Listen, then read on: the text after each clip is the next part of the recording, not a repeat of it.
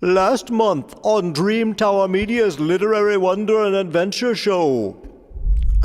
What's happening? Feels like the tower's being ripped apart. Red alert! Red alert! The Dream Tower can't survive in space. It's not! Holy sh! We're gonna fucking die! And now, the thrilling conclusion of the golden age of science fiction.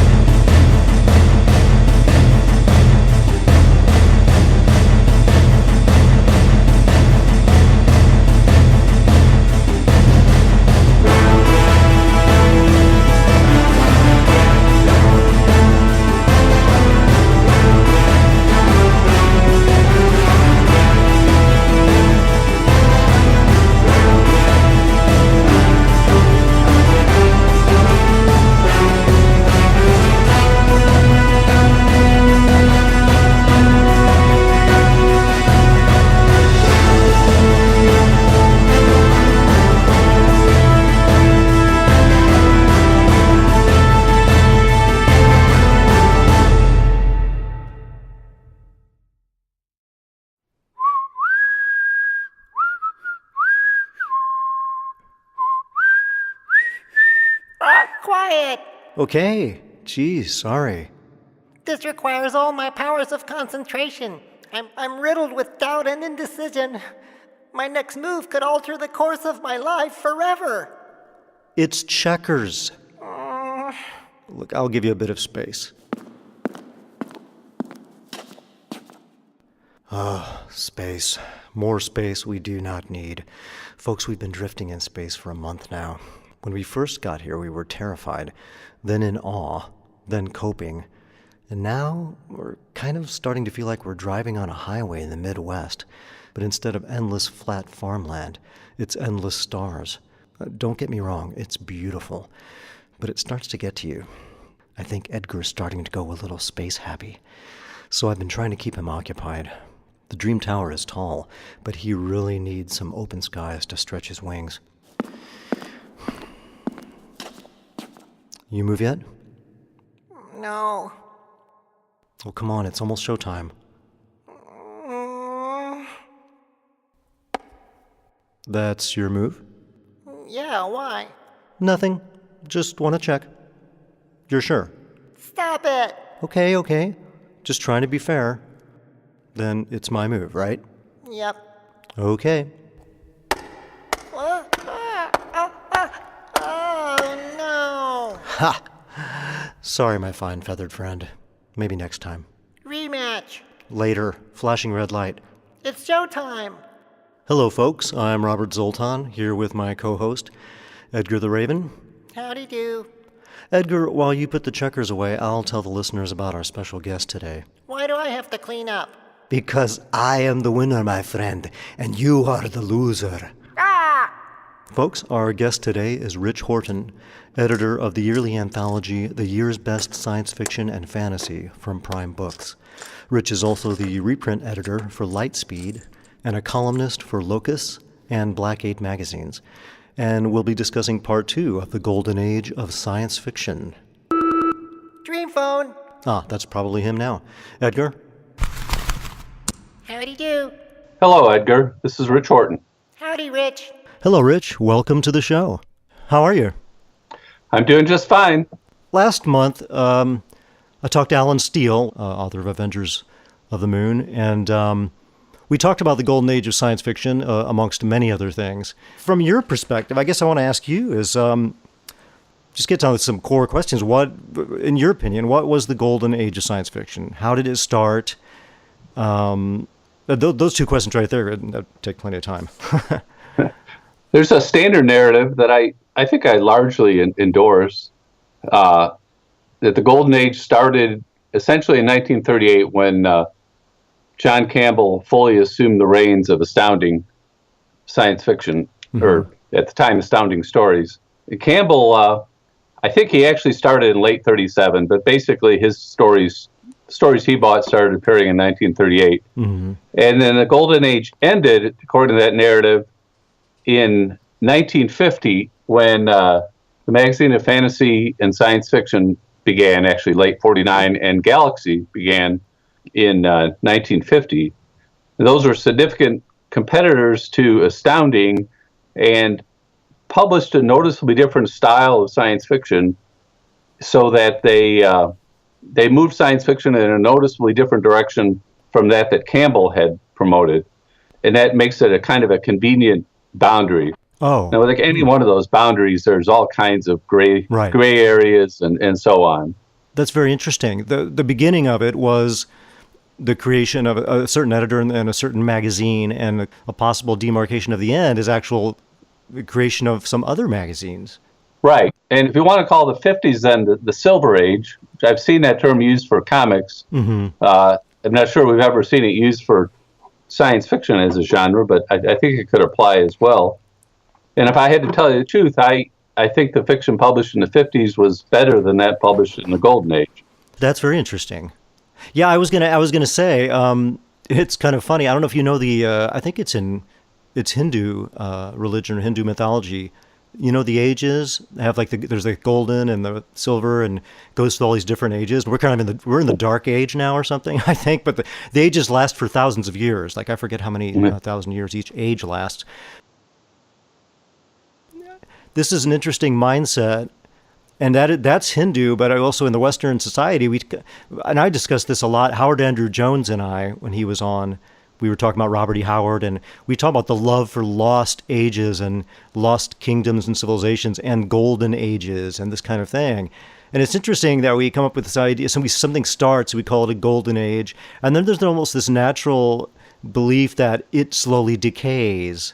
So like the golden age, and then it's a silver age, and silver is worth less. And then what there would be next? The bronze age, copper age, and then like where are we now? The plastic age. But it's kind of interesting that we use that term, because in other ways, with science and stuff, evolution has this view of everything progressing, getting more sophisticated, and supposedly getting better. And our economic mythology kind of puts that forward. And yet we hold on to this kind of idea of a golden age, and then us inheriting something from that. And it doesn't necessarily mean that it's less now. I'm just saying it's kind of interesting that we use that terminology, because you think writing was better in the Silver Age. Yeah, in fact, in my opinion, these terms, and they go back to Greek mythology as well, the Golden Age declared as such is partly an artifact of memory, or a bad memory.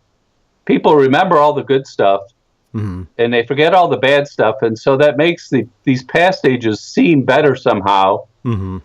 because the stuff that's right in front of you that's pretty crappy, you can still see that. Well, none of that has really survived from the so-called Golden Age. Right. In terms of writing quality, I don't think science fiction has ever been any better than it is right now. I guess that was going to be one of my next questions, though. Of course, that's a loaded question for someone like you, because you currently have for about the last 10 years the best of science fiction and fantasy. Yes, and it's a complicated story, because part of what excites us about science fiction is the shock of the new ideas and original ideas. Mm-hmm. And there were more new and original ideas in general the farther in the past you go, because no one had even tried to have these kind of ideas before. Of course, yes. And right now there's an awful lot of science fiction is refinement of these original tropes and original ideas. So you don't have quite the same shock of the new. That also gets back to the classic joke. I think Peter Graham is originally responsible for it, that the golden age of science fiction is 12, which is when you typically started reading a whole lot of this stuff. So that's a golden age, because that's the first time you see all these really cool ideas. You know what? That's actually a very profound statement, because what it points to is that reality is a perception. Yes. I think mankind was headed towards a really bad place with the way science was, despite all the advancements in the 20th century. I think that quantum physics shook things up again and helped us to realize that we didn't have control over the universe, and we didn't understand what the universe was, what life was, and started to see that part of what reality we were perceiving as reality is just our perception, especially as super limited mortal human beings, But that's interesting that we tend to why do we remember the good stuff and forget the bad stuff? Or is it actually the opposite? Are we being cynical and we're saying that everything was better then? Well, I think there's a lot of cynicism involved. the United States is a younger nation than nations like France and England and the other European nations at any rate. And in that sense, we maybe still have a little bit of childish optimism.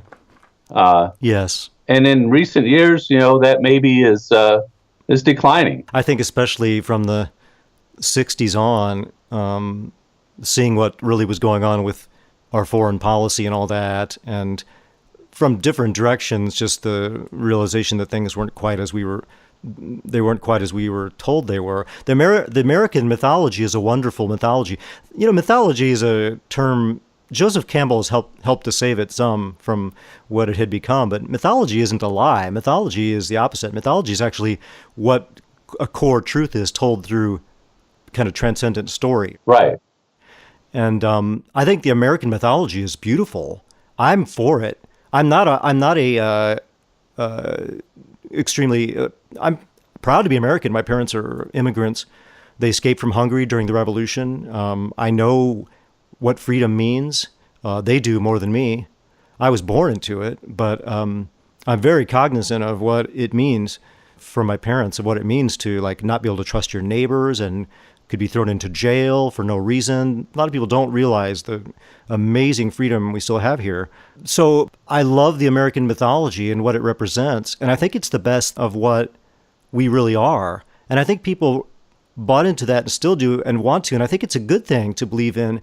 The problem is that we were deceived, and maybe we deceived ourselves, and the government let people down, and different institutions let people down, and people trusted it, and then they become cynical. But and then you give up that mythology, but you can't throw out the baby with the bathwater. The mythology is still real, and that's why people still love stuff like Superman, and because it represents what's great in us. And the hard thing is to hold on to that, but then to see things as they really are, and to fight to bring that picture of reality more into line with the myth that we aspire to. Right. And I would say one of the things that has happened recently to too great of an extent is that because of our understandable mistrust for some of the things that we as a country or that our government have done wrong, we do tend, some of us, to throw the baby out with the bathwater as well, instead of trying to get back to at least an aspiration to that kind of virtue. Mm-hmm.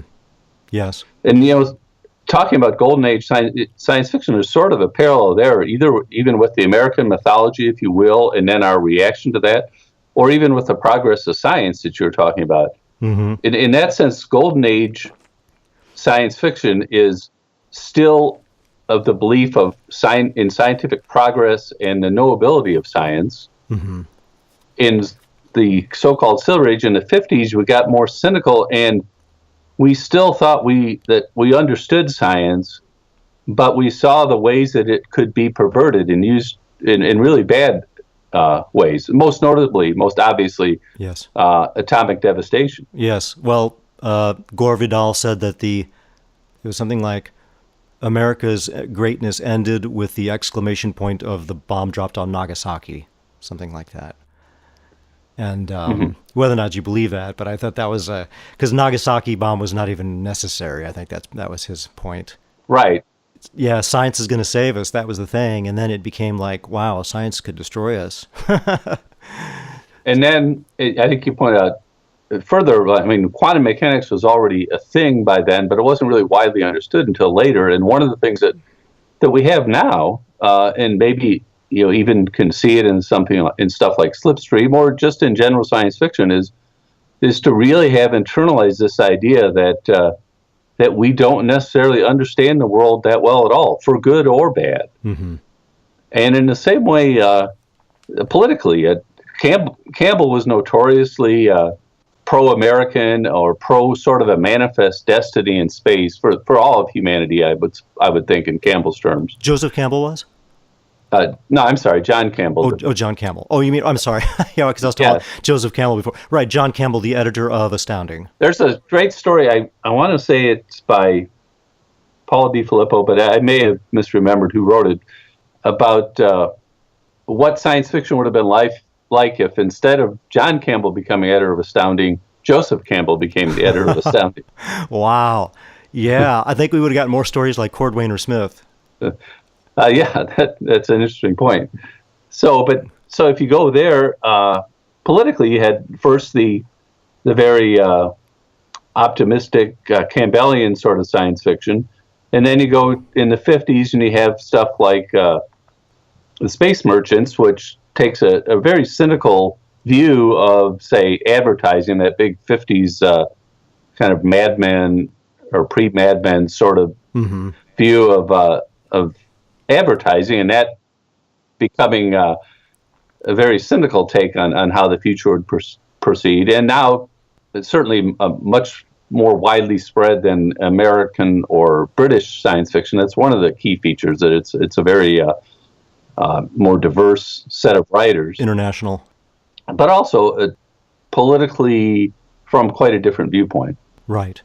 Wow, that's a really interesting thing I wasn't aware of, what you're talking about, John Campbell having this kind of optimistic, I guess, pro-American stance, or belief in the American myth, or however you want to put it. So rather early in his career, Isaac Asimov started writing some stories that he wrote primarily for Campbell at the beginning of his career, and he wrote a story in which he suggested that humans weren't necessarily the best thing for the galaxy, and that humans came into contact with some aliens, and humans acted rather badly.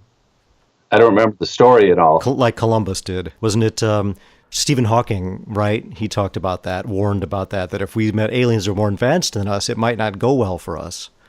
So right. Vice versa. Yeah. It certainly might. Asimov had written a story in which basically the humans are the bad guys, and Campbell didn't like that. He rejected it. Oh. And Asimov decided in future writing for Campbell that he was going to set it in a universe in which there were no aliens. He didn't want to portray humans as necessarily the greatest thing when they came into contact with aliens, because he knew his history. Right.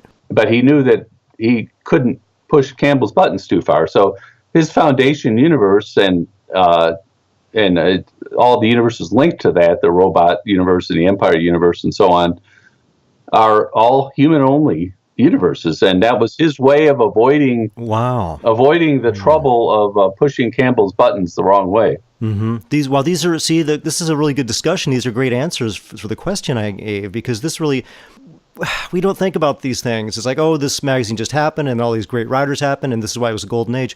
But all of these things this greatly affected the feel of the stories and everything. What Campbell would accept, what he wouldn't accept. Boy, and that's, as a writer myself running into that, you start to realize, you think the world works a certain way, and then you realize, wait a minute, somebody that has a magazine is just somebody who has money to pay writers, and they're picking what they like, and of course they should have enough taste to be picking, stuff that has good grammar or whatever, I'm saying. Right. The bare minimum of, this is professional writing, but beyond that, it's just personal taste. So, like you said, you have Asimov giving these stories that may have been sensational, they never got printed. And he had to write a certain kind of thing, and that formed a great deal of what the Golden Age was, according to what you're saying, because it was Astounding and Campbell was the editor. So the Golden Age sounds like goes along with that kind of the American mythology more, and that Max Fleischer Superman cartoon view of the world. The city as the shining metropolis of hope, science as the shining hope of beacon that's going to send us to the stars. All these things that make us feel very good, and that we connect with, I think, the ideas of the Golden Age, and even the Golden Age comic book heroes and everything. Slowly, I think we're going to move back to a balance where, and I think we already are a little bit, where people believe in heroes. There can be a character who does the right thing. It may not be simple to do the right thing, and he doesn't always win, but there still maybe is a right thing to do. Right. There's also a point where, a good ending or a bad ending, the important thing in a story is that they be earned. I agree. They come naturally out of the working out of the plot, so that when you get to the end, you realize that this is the way things had to be. If it's sad, so be it. And it can be sad and heroic, of course, tremendously so. Mm-hmm. I also have to... I agree with that completely. Mm-hmm. When I talk about Campbell and his hobby horses, they were real, and his prejudices were real, but he was not a monomaniac, at least maybe until later in his life. And he really did publish some darker stuff. There's a story by L. Sprague de Camp called Judgment Day that is really, really dark story about a physicist who becomes so disgusted with the way humans act that he essentially arranges to destroy the world. Mm. And or you could take Clip Simak's famous novel City, which really began as a series of stories in Astounding, published by Campbell, and they are really a reaction to war. He started writing them during the Second World War, and they're very anti-war, and they're set or told from the point of view of a world in which humans have destroyed themselves and dogs have taken over the world. The dogs have this kind of optimistic, if you will, golden age view of humanity. I think that'd probably be a better idea if the dogs ran things.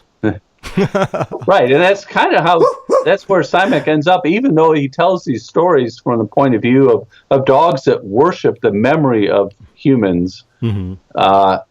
But then the stories themselves show really how badly we mess things up. And Campbell published those stories, and he knew what they were about. So it's unfair to Campbell to overestimate.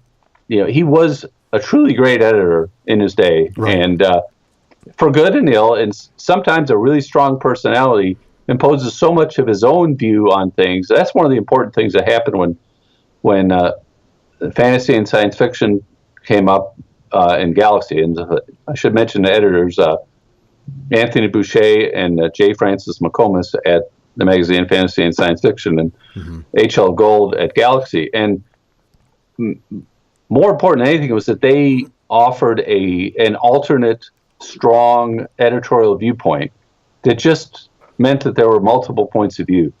Right. And once again, towards the end of the Golden Age, there were still several other magazines all along. Amazing Stories was always publishing. There was Thrilling Wonder Stories. I'm looking at Thrilling Wonder Stories, a cover for that on my refrigerator right now. As you said that, I was going to bring up there were other magazines. That was true pulp. Was what those magazines were, and they were actual pulp magazines. Astounding stopped being a pulp sometime in the early 40s, in the technical sense. Mm-hmm. And Thrilling Wonder Stories, Startling Stories, Amazing, some other stories, the magazines that were even lower level, like Astonishing Stories, were publishing issues regularly throughout the early 40s. They just weren't very good in general. And the seminal anthology Adventures in Time and Space from 1946 that kind of defined in people's minds what modern science fiction, what Campbellian science fiction was in the early Golden Age, published stories that almost the entire magazine, the entire anthology, was from Astounding. But by the late 40s, some of those magazines, especially Startling Stories and Thrilling Wonder Stories, under the editorship of Samuel Merwin, really approached Astounding in quality. They were quite good. Mm-hmm. There was a lot of very fine work published there. Mm-hmm. Amazing Stories was the best-selling magazine in the field under Ray Palmer's editorship for a time, although they were still publishing some ridiculous stuff. As I was saying, there were some very good pulp magazines. Planet Stories, especially under the editorship of Jerome Bixby, author of It's a Good Life, probably best remembered for that these days, became really strong rivals to Astounding, even before Galaxy and FNSF came on board. Right, and they had a different perspective. I was trying to suggest earlier that there's this narrative that it is 60 or 70% true, let's say, that says that Campbell was this jingoistic, all optimistic type of editor. And that's only partly true. He was a good editor, and he knew that he needed to have stories from multiple points of view and multiple tones. And he published plenty of pretty dark stories. So we do get this narrative, and then I'm guilty as anyone of reflecting the same narrative, that Campbell was this purely optimistic type editor, but he was a very good editor, especially earlier in his career, and he published an outstanding array of fiction. He did have his hobby horses, and he did have his biases, and that's why it was good when alternate viewpoints became more prominent. But and good for him. Who doesn't have their hobby horses and prejudices? We all do. That's one thing that I really get bugged about in modern times is this kind of self-righteous attitude of people, whether on the left, the right, or middle, or whatever. It's like, talking about Campbell, I mean, just to be a good editor and to do what he did and to edit and to put out a magazine and keep it going that long and put out great stories and create the science fiction movement, that's an amazing thing. Every one of us, if we had the spotlight on us as a politician, editor, writer, whatever, wouldn't hold up to the light very well, despite how much we think we would. We all have those blind spots, and I myself, next year probably am going to do an anthology for my company, Dream Tower Media. That's kind of been my hope, is eventually to, and everybody's like, well, anthologies don't sell, but I have a different angle on it, and mine is kind of the golden age thing, but it's kind of a new outlook of that. I guess for me, it's a reaction to the cynicism and the kind of the grimdark stuff, especially in fantasy. Mm-hmm. But I think I'm at this point in my life, being middle-aged, self-aware enough. The thing is not that you don't have prejudices or you don't have blind spots and all that. It's that you be aware of them. Right. And you accept who you are. And there's nothing wrong with not wanting to print this or not wanting to print that. And it's his money. It was he put his life on the line, and I'm sure it affected his family life and everything, the amount of work he put into that magazine. So, and so I think that idea of read something, find out why it's considered great, or what is it that's there. You don't have to agree with everything that the author believes or that the characters do. It's part of the human experience. And so you don't have to be like, hold up H.P. Lovecraft as a fine human being, but what if a schmuck writes a good story? And the answer is there's been plenty of schmucks, yes, who have written pretty good stories. As a last note on what we're talking about, there's some horrible people that were great writers and great artists, and that's just the way it is. And you can't. Human beings are very strange, complicated creatures. Picasso was supposedly a horrible person, to the people around him. And there's people who have admitted it, like Elton John used to say, I remember he was like, he was a horrible person to be around. It's like, there's people that are talented. You can't take away what they've done, because it's almost like it's bigger than them.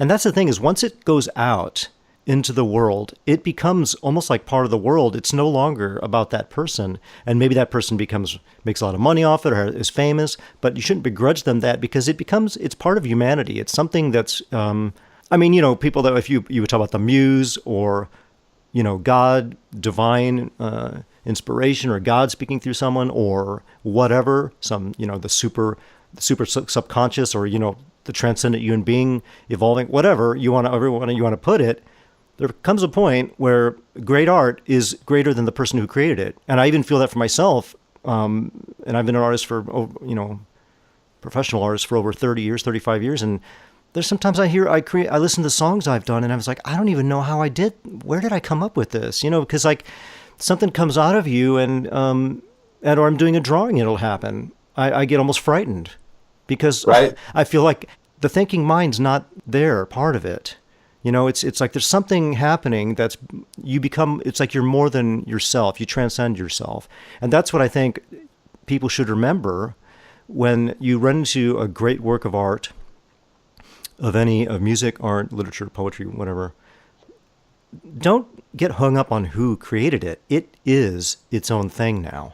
I sometimes think, this maybe a somewhat Pollyannish point of view, but I sometimes think that truly great art kind of transcends what the writer wanted to put in it. And yes, if they're a good artist, yeah. If they're truly doing great art, truth comes through, let's say, even if they didn't want it to. And sometimes you can almost see that kind of dialectic where the writer's trying to say something, mm-hmm. and another greater truth comes through that he may not even agree with. Mm-hmm. Again, it's hard to. Well, part of the great artist is that decision.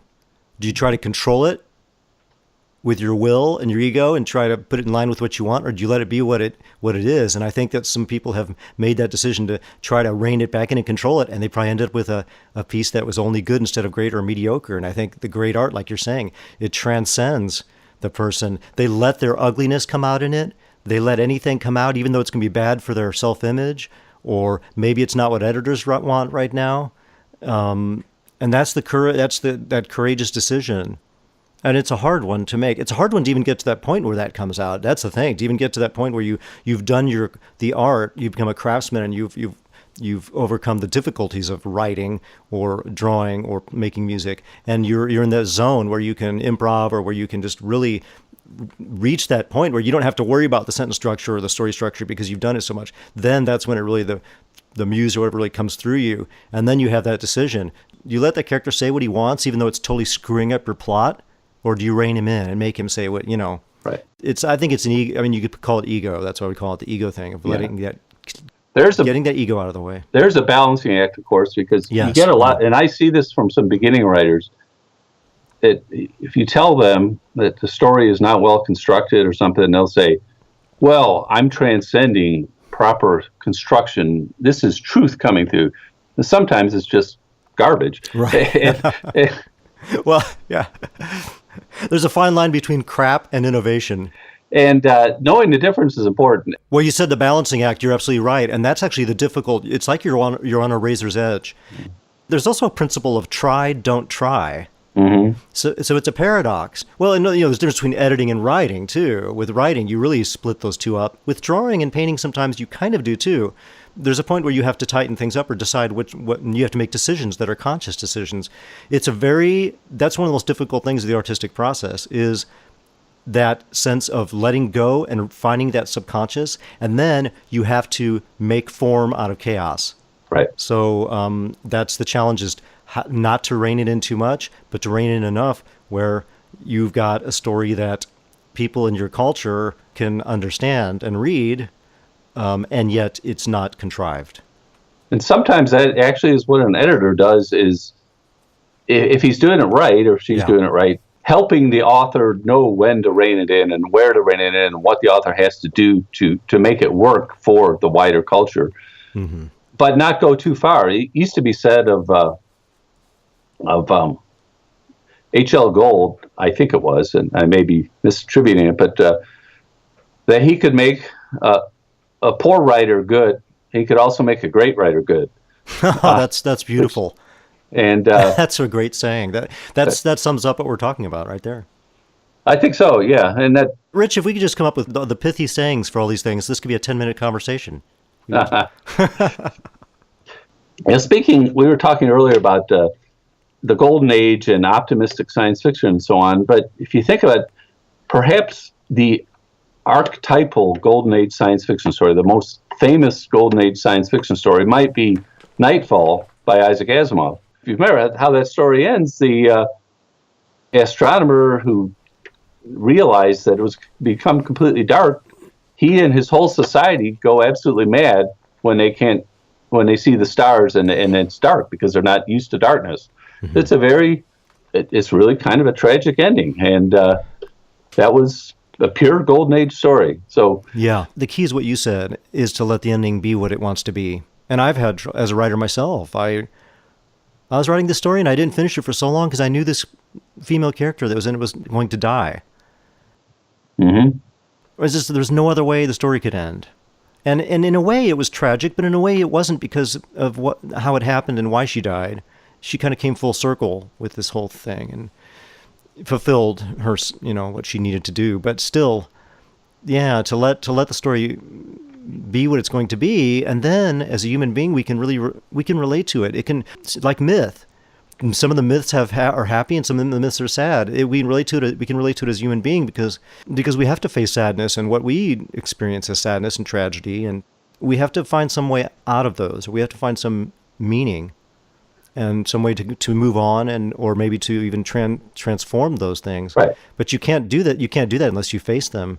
The classic, Greek tragedy, the definition of the climactic moment is where you achieve a catharsis, which is kind of a cleansing, mm-hmm. is one way to look at it, and just an understanding of, the inevitability of it, and of the need for this to happen, in a sense. This is really something that science fiction is really good at doing, I think, is asking these questions and then running thought experiments. Mm-hmm, I agree. And if you go back again to the Golden Age, again to Isaac Asimov, he, in a very optimistic way, because Isaac was a pretty optimistic person, I think, his robot stories end up asking some of these questions, maybe not coming to the same answers that he has robots that he does believe ultimately are conscious beings by the time the series is done with. But he has humans believing that they're creating robots according to these strict rules, the 3 laws of robotics. Right.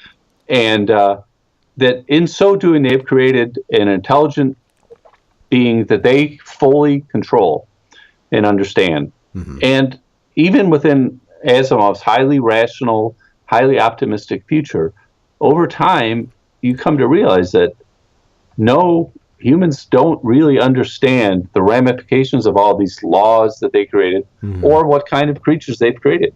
Yeah. And I think it has to come back to the fact that we don't really understand ourselves. So how can you think you're going to understand something that's an imitation of ourselves? It's just all a little bit, what's the word? Biting off more than you can chew. I feel like that's what we're doing. Mm-hmm. But it's science does. It asks these questions. And you know, the idea about science fiction being good for these, what I wish, because I love, and I want to touch on this about science fiction and fantasy, because you edit both these. This is why I love fantasy and why I really love the blurring of the two, and why I'm not a big hard science fiction fan, though I understand why people enjoy it. Alan gave a great quote last time, and it was he came up with it off the top of his head, because we talked about being obsessed with like hard science fiction being obsessed with correct science, and how in the end it doesn't matter because there's great stories that have survived even though the science doesn't hold up, you know. And he said, great science fiction is not about the mechanics of the car, it's about the car mechanic. Right. I think that's wonderful. That's a good point. And that's one of the problems you get to with the worst examples of hard science fiction is they're fascinated with the mechanics of the car. Mm-hmm. And they're going to be completely wrong about that. Right. Most of the time. That belongs in Popular Mechanics. I used to love that magazine. Right, because they're dealing with a car that's actually been made, so they're not necessarily wrong about it. And they're always doing cutting edge stuff in there. They're always having like stuff that was theoretical and was about to be built. And right, and then it's fun to look back at those and see some of them really did happen, and some of them, even though they thought it was 5 years away, it never happened. But like you point out, hard science fiction versus, say, what's called science fantasy. I have this notion, and it's kind of tied into Clarke's third law.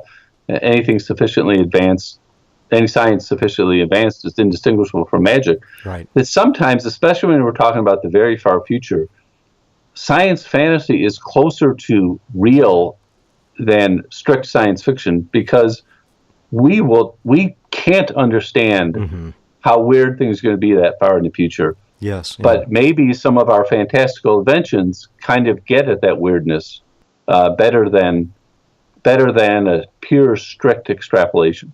Not that there's not still a good time for that, but yeah, you can only write near future stories, I think, and have any. I mean, because Arthur C. Clarke succeeded in some things, Star Trek succeeded in some, predicting some things. But I was telling Alan Steele, that's why I love Cordwainer or Smith, because it's like science fiction mythology. Oh, yeah. It's so far in the future, and those stories will last forever. The ideas of the instrumentality and the ideas of how they travel, and even the technology he talks about, using the cats, the pin lighters, using the cats to navigate, and the dragons that come through space, they call them the dragons, these dark forces that come that destroy people. But he doesn't over-explain it. So there's no mistakes possible, because he simply talks about it and gives the hints of it. He doesn't try to, it goes back to reductionism, he doesn't try to break it down and explain the engineering of things or anything. It's not necessary. And it would only make the story dated in a very short time. Right. And the other thing he does that I think is very important is he tells the story in a voice, and in Smith's case, it's this very incantatory sort of voice, mythologically oriented language and rhythms. And that's so important too, is having the right voice, having the right prose. People get impatient. They talk about transparent prose and so on, which is a skill, and it's a very good thing when it's needed. But prose is part of telling a story. That's one of the things that... Yeah, and style, I agree. That the Golden Age mostly missed, although I think you go back and find some Golden Age stories that had some pretty good style. But a lot of that were told in a very dry or very journalistic style. Well, the Ernest Hemingway school. Yeah, people hold that up. Ernest Hemingway, that's it. Clean prose, never use adverbs, all this stuff. Well, I'm sorry, Ernest Hemingway was not a better writer than Lawrence Durrell. And Lawrence Durrell was the opposite of Hemingway. I mean, it was all style and deep, rich prose and not easy to follow. And, I think that it's what we go back to the idea of what's intentional, what's not intentional. I think if you're self-consciously creating that, it ends up being kind of pretentious or pompous. But if you can write like that and it comes out like Bradbury, when his best writing, and Durrell is even more of the example of just writing sentences that you've never read before, writing in a way that no one else has written.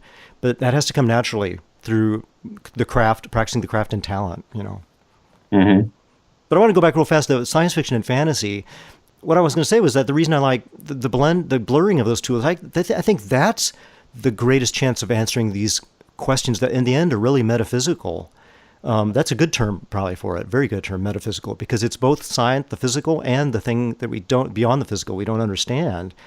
And I think that's why I love the stories that are more blurred there. I think they're the ones that, and Philip K. Dick wrote like that, because it was never about the technology.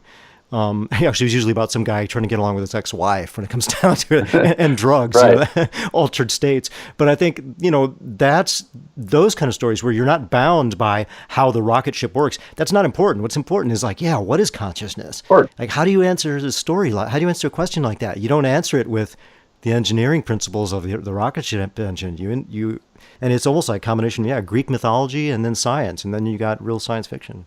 Or like a writer like Jack Vance, I think I wrote once that for Jack Vance, a spaceship, how you go faster in life as a spaceship is you jump in and sit down in the driver's seat and press on the accelerator until you're going as fast as you want to go.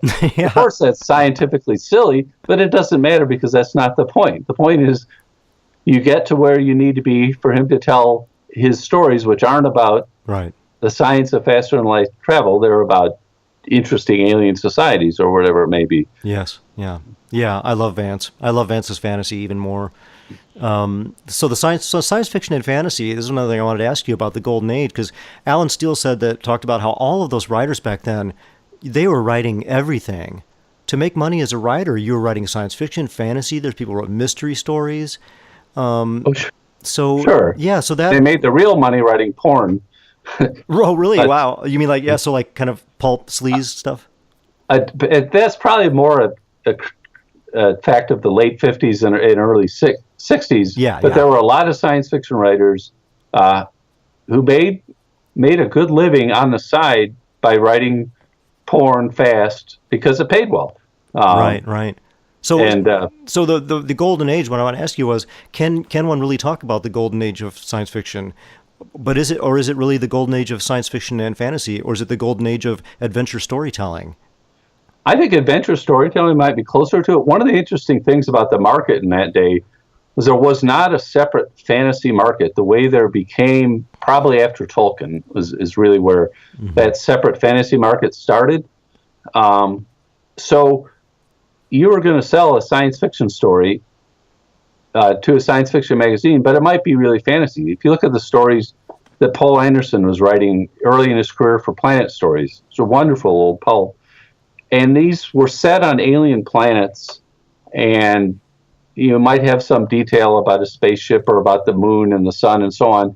But when you got to the story, it's really about a hero and a sword fighting a sea monster for a evil queen or something like that. It's pure fantasy. Right. And if it had been written a decade later, where it could have been published separately as fantasy because that was a recognized genre by then, right, that's how it would have been published. Right. But because you had to put this veneer on it at the time, you're selling to a science fiction story, you had to have a few details of it's on a separate star, 100 light years from Earth or whatever, just to say it was science fiction. Right. But it was really fantasy. Yeah, I guess now it would be called Sword and Planet.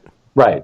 There's so many genres now. Even back then, of course, John Campbell himself liked fantasy of a certain style, and he started a fantasy magazine, Unknown, that was a very interesting magazine for a short time. Unfortunately, not too long after he started, a couple of years after he started, World War II hit, or the United States joined World War II, and there was a paper shortage. Right. And Unknown was killed by the paper shortage. Street and Smith was only allowed to publish so many magazines, and the newer ones like Unknown ended up being cut. Yeah. Oh, that's a shame. Yeah, I remember talking about fantasy, and I'm trying to find a market for it. There's probably a market for like historical stuff and straight adventure stories, but modern fantasy was being invented too at the same time. I mean, Fritz Leiber talked about how few people were writing it, and they were convinced there was only about a dozen people in the world that were interested in what they were writing. That's probably what it felt like. Yeah. Yeah. Leiber is often credited with inventing urban fantasy with early stories like Smoke Ghost. Yeah. Mm-hmm. I think if you look back, a lot of people, the standard story is that, well, Howard invented adventure fantasy in the 30s with his Conan stories, and Tolkien invented high fantasy when he wrote The Hobbit and then The Lord of the Rings. But all of those have older antecedents. And of course, Lord Dunsany, I think, is about the most important, under-acknowledged antecedent to the great fantasy. I think Dunsany, for instance, is maybe the single most important influence on Lee Brackett. Mm-hmm. Yeah, I agree with you about Lord Dunsany. Yeah, I mean, you look at that story. It's called "Distressing Tale of Thangobrin the Jeweler." Okay. And it's about the thief stealing the jewel and the spider god following him. And it sounds like such a stereotypical like Dungeons and Dragons little story or something. And he wrote that so early, and it's such a prototype for a lot of stuff that Leiber and Vance did. Oh, it is. And I was fortunate enough to be assigned to review a collection of all of Dunsany's early fantasies, 15 or 20 years ago. And it was extremely rewarding because I was not sufficiently familiar with it, and I realized reading all these things. That's where that idea came from. Or plus, it's so beautifully written. I mean, he was a fabulous writer, and he wrote so many different things. I read an astonishing story about a guy. There's a meeting going on upstairs in this building. I don't remember why he's there, but you find out at the end basically that the meeting is like they're gods in the room. But it's a strange contemporary fantasy story. And again, like, who wrote that back then? It was like a Twilight Zone story. It was just so, nobody was writing that. That was very, I mean, you look back and there are some writers. I was trying to think of another one that talk about an underrated writer. Oh my gosh, Kenneth Morris. So I am not familiar with him. I'm glad you mentioned him.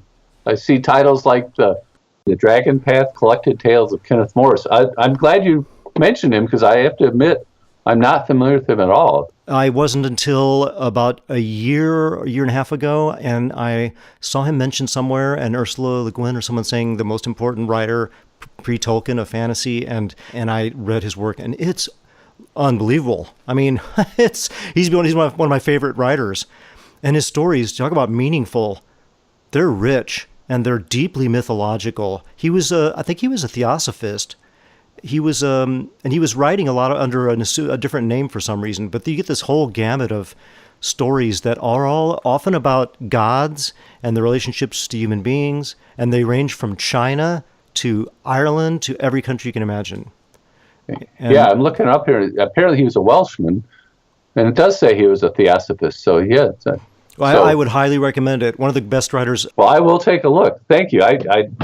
That just shows you how rich the history of this field can be. I know. That there's these people, and perhaps it's just my ignorance that's showing, but I think there are people like Kenneth Morris who apparently were extremely original and important, and they're not forgotten, but they are not widely known anymore. And yeah. It's kind of strange, and I don't know how that happens. You're talking about Tolkien. There's never been anything like that. Well, my gosh, Tolkien's influence was so clear. All of his influences were so clear. You can find. I even was telling a friend I was reading She by H. Rider Haggard, and I found the part where she is looking into this magical water mirror, like this pool, and she's seeing things, and the character, the main character, comes to see her, and she's showing him these things that are happening somewhere else. And the way she's talking, I'm like, God, she sounds just like Galadriel. Mm-hmm. And my friend's like, I don't think that Tolkien I don't think he didn't like adventure fiction, so I don't think he read H. Rider Haggard.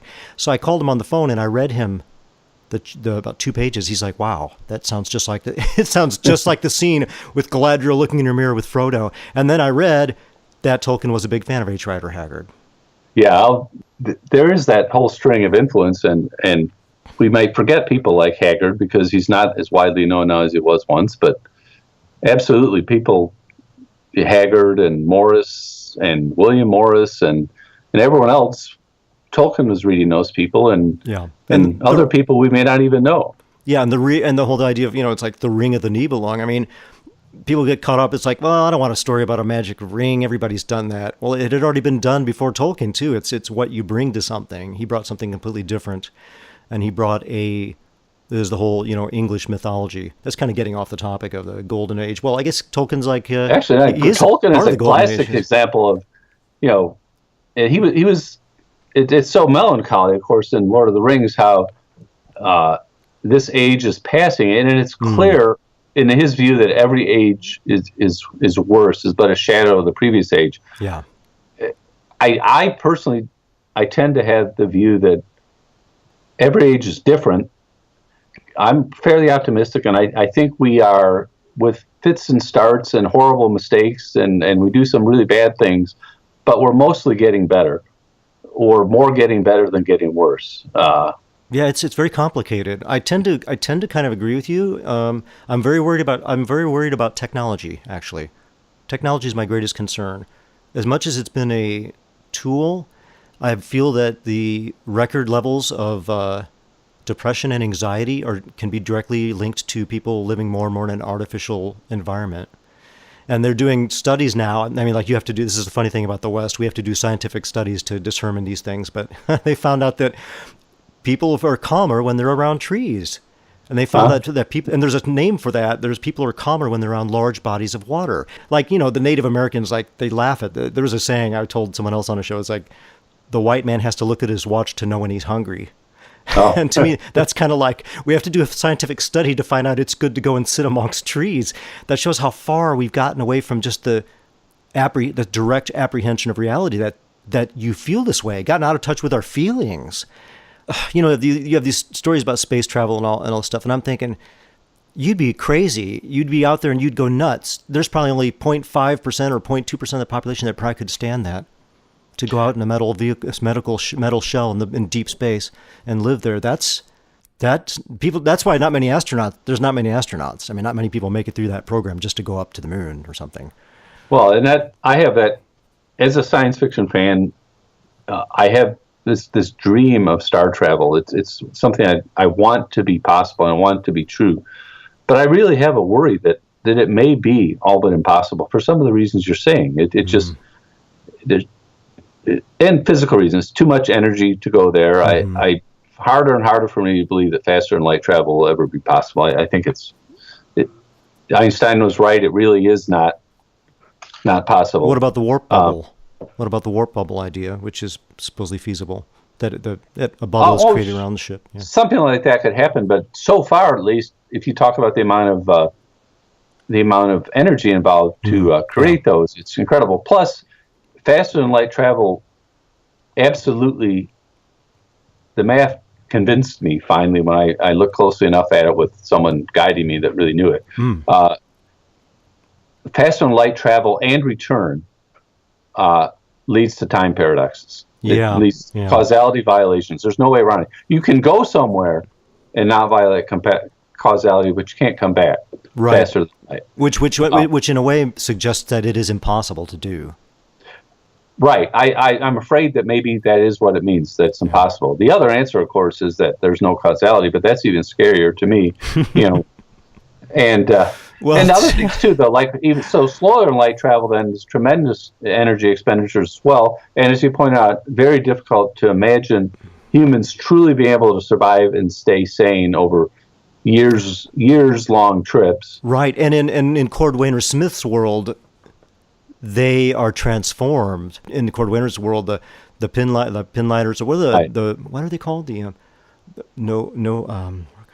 The scanners? Yes, thank you. Scanners live in vain. It's like, they're no longer, it's horrible. they have no feeling, like physical feeling barely, and they have to be told when things are happening. Like they're I think it's a horrible idea that the humans beings are transformed into something inhuman in order for them to be able to tolerate space travel. I mean, if it's necessary for us to survive, our survival instinct will cause us to do that. But I have really mixed feelings about it. I feel the same as you. I grew up with Star Trek. I have a huge romance with. I love NASA. I have a huge romance with space travel. At the same time, I feel like even more about. But with that, AI, everything, it's like, gosh, we don't even understand how to be human. Why? There's people that still are. We're not even feeding everyone yet, and it's not a physical problem. It's a human emotional problem. It's like there's countries, they have the money and one person's hoarding it, and these people are starving from, they're 1 mile from grain silos, but they're being guarded by soldiers and they won't let them at the grain. It's like we have serious problems to solve, and we're putting all this energy towards these things when we haven't even figured out how to live amongst each other. We haven't even figured out how to feed everybody and give them health care. So I feel like if we could just, it's like putting the cart before the horse. If we could focus that amazing ingenuity on humanity, show that we love humanity, and build a spaceship because you do it out of some reason that you love humanity and that aspiration, not because you want to get off the earth and get away from, it's like, until then, maybe we should just focus on the earth. We haven't even explored the oceans. We don't know what's down there. Probably the ruins of ancient civilizations that we don't know about. Let's focus on the earth and fixing the human problem. I think maybe we felt that we can't solve it. And so people throw up their arms and are like, I'm just going to build a robot and have that as a relationship with an android because I can't deal with people. I've been married 3 times, so I can't do it. So and I can't deal with the earth. So I want to build a spaceship. I want to go live on Mars where there's no people and I can't stand people. But it's like, we are people. You can't get cynical. I guess my counter argument there though would be that sometimes we don't know what the answer is until we stumble across it. And one of the best ways to stumble across things is to keep going in different directions.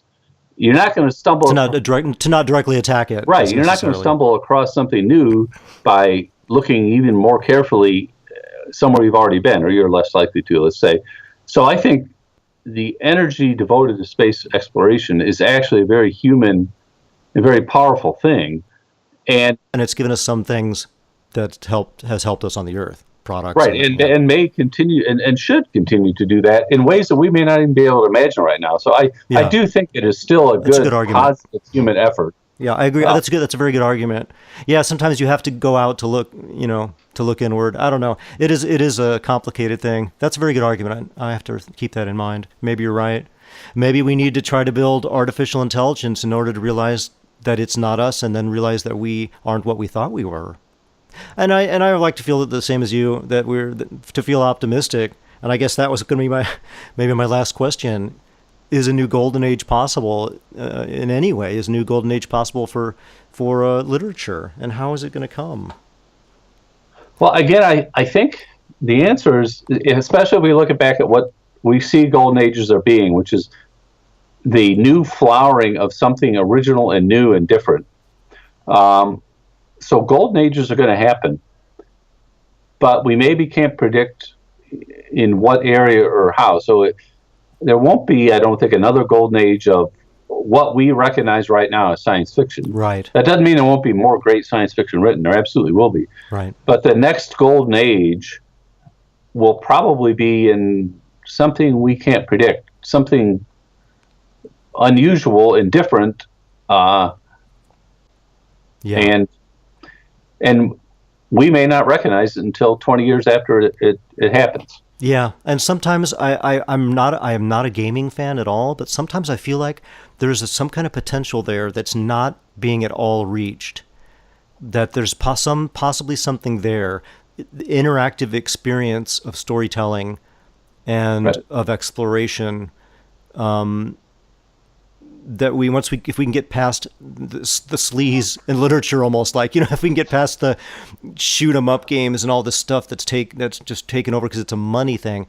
I guess that's that's the big concern, is that money always seems to drive things, and yet we still, golden ages and things happen. We still come up with innovations and wonderful things happen, despite the fact that I feel that I wish that the capitalist system really encouraged the greatest innovation, the greatest all this stuff, but it really it doesn't. What it encourages now is the lowest common denominator to make the most money off something. Well, yet still, I people guess my view in capitalism often approaches the view of it, and probably going to misquote whoever, it's probably been attributed to Churchill or someone, and it may be totally false, that he said it. But somebody said democracy is the worst form of government except for all the others. I sometimes think that's the case with capitalism. It's the worst economic system except for all the others. I think we need to invent a new one. I think that you can't go backwards, just like you can't go back to the golden age of science fiction, and you can't go, oh, we should be writing stories the way they wrote then. You can't go back. As much as I value and am a romantic about those times and tend to like older literature more, I'm not one of those people that is overly sentimental about it or whines or pines about it. You've got to move forward because those people were moving forward when they created what they created. So right. It's kind of like people complaining about the John W. Campbell Memorial Award. It was first given an award for the best paperback original novel. No, that's not it. That's Philip K. Just an award for the best science fiction novel of the year. And the first John W. Campbell Memorial Award was given to Barry Malzberg's Beyond Apollo, which is a very good novel, but it's not very Campbellian. And people complained and wrote bitter letters saying, how could they possibly have done this, besmirch the memory of John Campbell by giving this award to something that he would not have liked at all? And one of my answers to that is, and I think Campbell would have given the same answers, is don't you judge what I would like. Campbell, I don't think, was changing enough with the times, but I think he still felt like he had to and wanted to. And just doing the magazine he did, obviously, at the time, that was right. I was going to say astounding. So his view, I'm sure, would have been, don't you predict what I would like in the future. The future is different. I'm going to like something different. We don't know what that's going to be. Right. And isn't it the idea isn't to reward something that was like what happened 50, 60 years ago. It's to give an award that's in the spirit of what they were trying to do then. Right. And so I think that not in substance, but in spirit. Exactly. So I think I think having an interest in the older fiction is great, and I certainly, since I read a ton of old fiction and write about a lot of old science fiction and old ace doubles and about old best-selling novels that aren't science fiction at all, I'm not saying I want people to write those novels again now or to recreate ace doubles just like they were in 1957. Mm-hmm.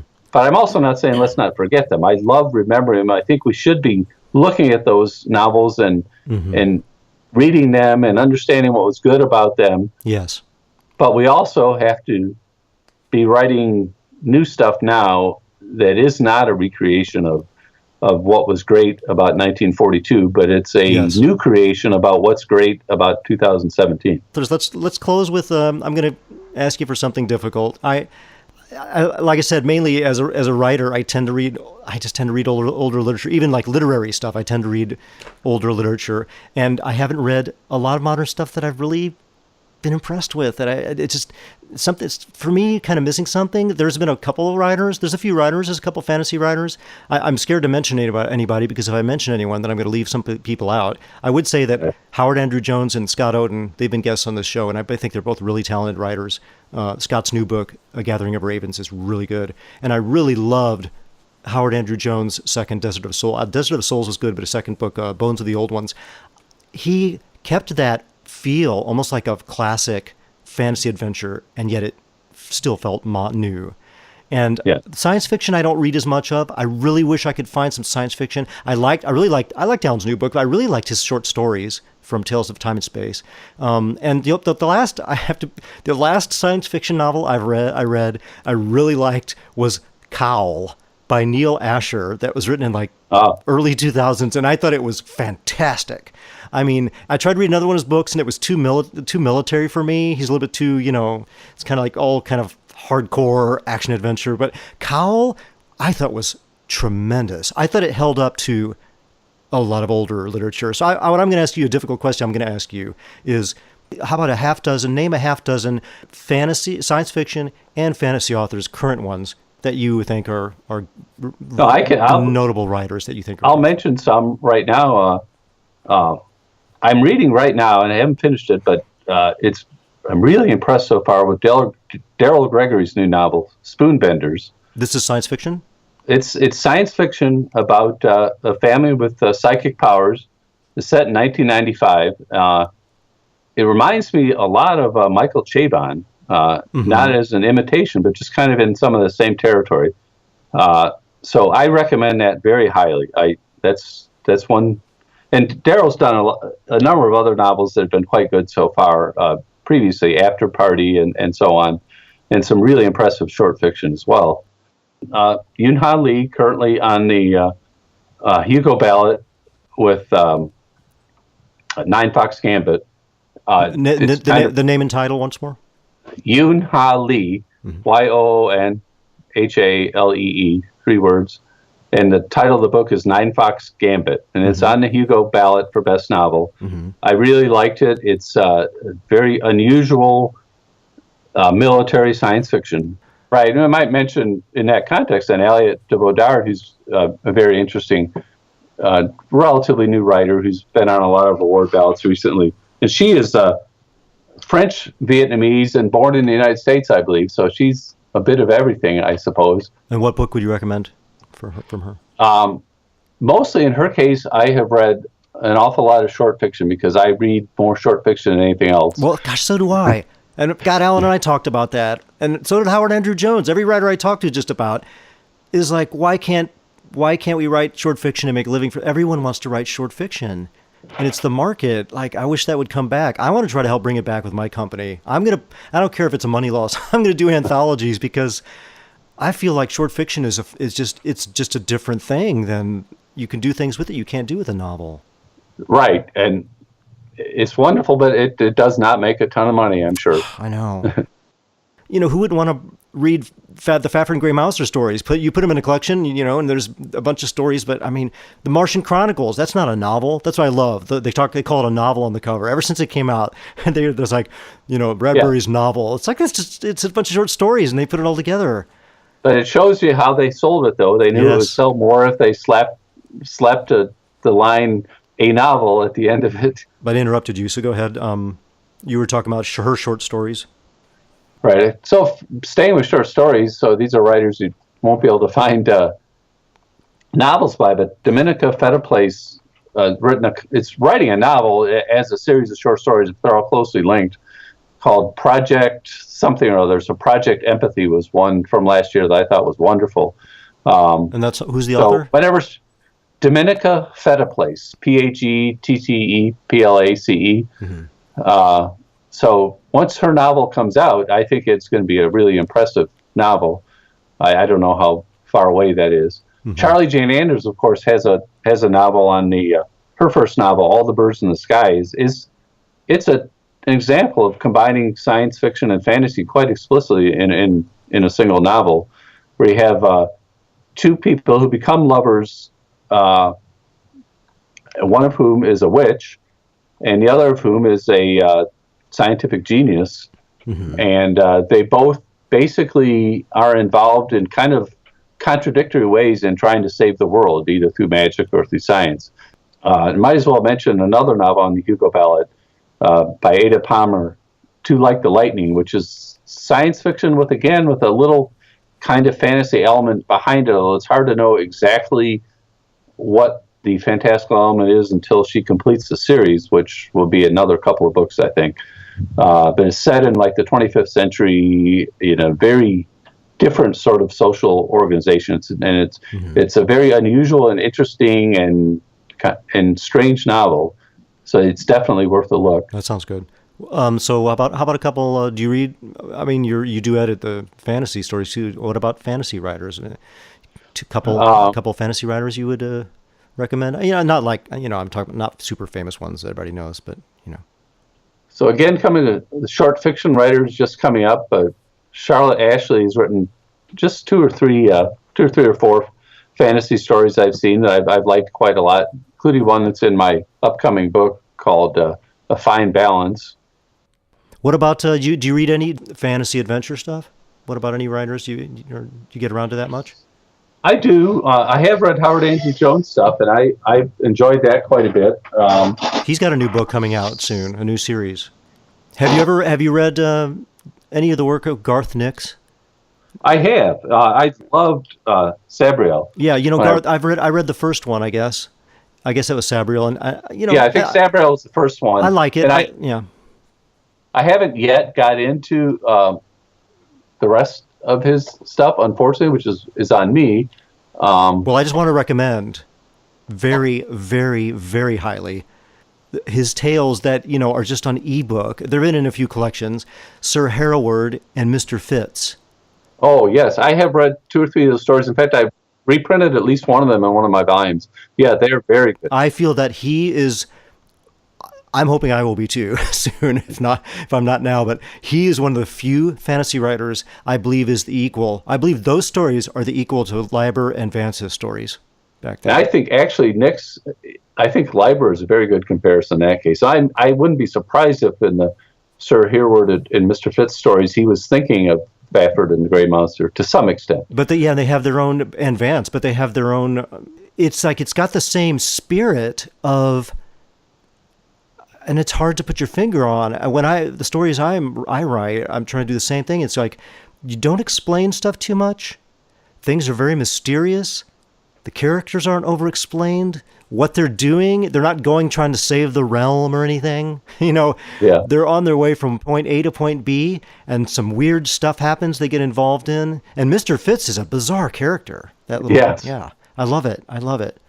So I do have one more recommendation, and it's a novel I just came today in the mail by a writer who has worked short fiction I've loved.